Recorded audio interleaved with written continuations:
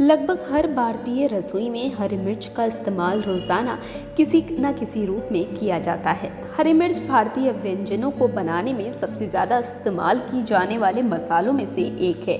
वैसे तो मिर्च के तमाम वैरायटी मौजूद हैं जिनका इस्तेमाल खाना पकाने में किया जाता है, लेकिन आपको बता दें कि मिर्च तेज और गर्म तासीर वाली होती है।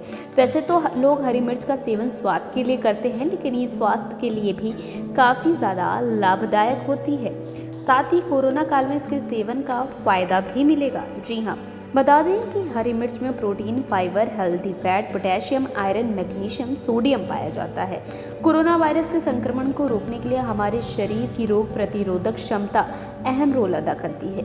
हरी मिर्च का सेवन भी हमारे शरीर की रोग प्रतिरोधक क्षमता को बढ़ाने का काम करता है। चूँकि हरी मिर्च एंटीबैक्टीरियल गुणों से भरपूर होती है, इसलिए इसके सेवन से शरीर को बैक्टीरिया मुक्त रखा जा सकता है। शरीर की इम्यूनिटी को बूस्ट करने के लिए हरी मिर्च का संतुलित मात्रा में नियमित सेवन बेहद फायदेमंद होता है।